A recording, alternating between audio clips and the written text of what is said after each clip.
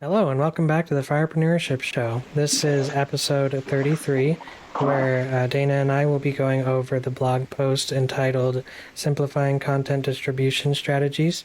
And just as a quick overview of what we will be talking about, I will be discussing how identifying the right channels with content distribution is beneficial for your business. And Dana will go over how over time he has selected services that fit best with his customers. And then we will be talking about formatting your content for different platforms. After that, we will be discussing scheduling and promoting your content strategically, and Dana will go over how being strategic about the rhythm or frequency of his services has helped him greatly as a business manager. We will kind of reiterate the importance of simplifying what you're doing. So let's go ahead and get started. Ready? Aim, fire. All right, so as we mentioned in the introduction, the first thing we will be talking about is identifying the right channels. So this kind of ties in with casting a wide net, where you will be posting on various social media platforms, blogging platforms, podcast platforms, and then looking over your analytics and finding what has worked best for you and your business and your audience. And so it's important to kind of put out feelers and find out what is working, where your people hang out, and then narrow it down to those platforms that are working. Yeah, well, just thinking in terms of when we started Turf Plus, we were thinking it would be Turf Plus a whole lot more, that we would do lots of different services for different customers. We found that as we went along, and we're always in search of making money, putting food on the table, we found that our bread and butter was lawn care, meaning applying fertilizer, weed, and insect controls to lawns to make lawns look green and weed free and not have brown spots in them. We tried different things like aeration, pest control, and as time went on, we continued to narrow down and get better and better at those things that we were doing. Another thing we're doing is, instead of doing a pest control where we went inside, we just did a bug barricade around the foundation of the home. And that was quick and easy for us. We didn't have to make appointments with customers, and it was a good value for them.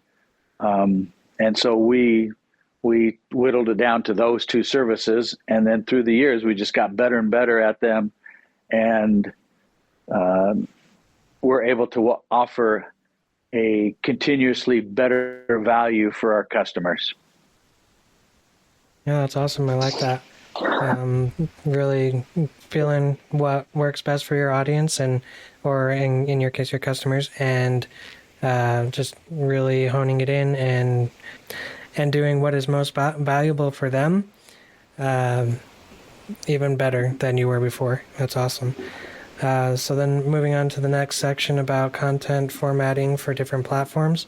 In a content marketing context, you're going to be dealing with different types of people on different platforms, different age groups, different ways of processing information. Like, for example, if you post on TikTok, then people are used to consuming short videos, or with YouTube Shorts the same way.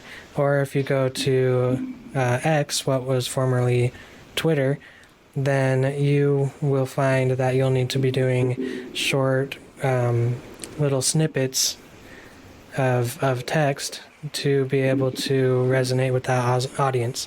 So as you were talking, Dad, about the different services that you have offered in your journey with Turf Plus, it made me think of how the different services require kind of a different quote unquote script for selling those different products. Well, I guess the main thing is, we're always trying to learn from our experiences, always analyzing what went well, what didn't go well. We try to tap into the feedback that we're getting from customers as they call in for a service call, and sometimes even they call in to rave about a lawn analyst that they had, or how their lawn looks, or another experience that they had that they are really excited about. Try to learn from all those and make sure that we continuously improve, and use wordsmithing to make sure that we're improving our communication, getting rid of our miscommunication, so that the words that we use really convey the meaning that we want to convey. All right, so let's go ahead and move on to the next section, talking about scheduling and promoting content strategically. So yeah, when it comes to content marketing, it is imperative to make it very strategic, not only for the benefit of your following, your audience, but also for your benefit. Make sure that you find a system that works best for you, so that you're able to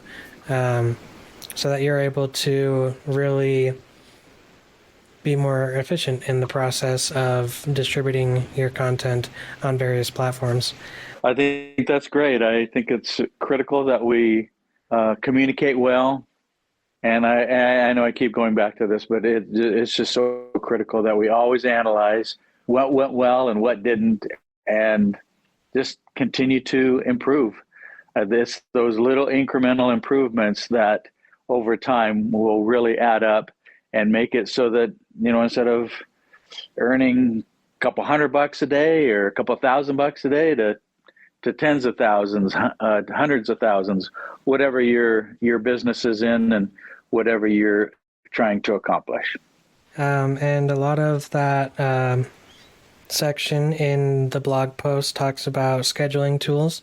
And in a couple of weeks, we will get to the automation dossier, and we'll talk more about those tools in depth, and how that can be more helpful for you.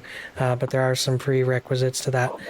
So to move on with the conversation and to conclude the conversation as well, we just want to reiterate the importance of simplifying what you're doing, making it easier on you and better for your customers as a whole. Like Dana was saying earlier, he had all of these services that he wanted to offer to his customers, and he tried them out and found out that lawn care and insect control were the two things that people were really interested in, and so he really honed his efforts into that. I said this before in an earlier podcast. Henry Ford said if he were to do it all over again, he would pick one thing and do it well. And to me, that's the critical thing. Find out what's your bread and butter, what really can bring in the money, and then just get really super good at it. And you do that. That process is a process of simplification, where you get quicker and quicker at it. You add more and more value to your customers.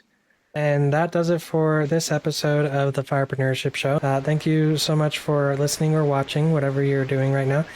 We would really love to hear from you, have you as a part of the conversation. So please reach out. You can leave a comment wherever you're at, or you can send us an email at info@firepreneurship.com and call the email podcast voicemail and send us a voicemail, and then we will review it, and you may possibly be featured in a future episode.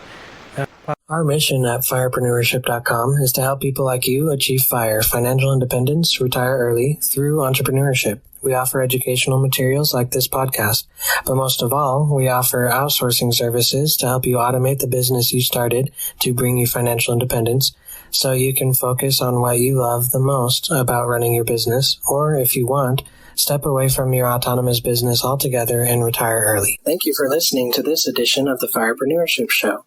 To show our appreciation, we've created a page full of helpful resources for you and your business. To access it, visit firepreneurship.com/resources. Again, that's firepreneurship.com/resources. It's time we signed our own Declaration of Financial Independence.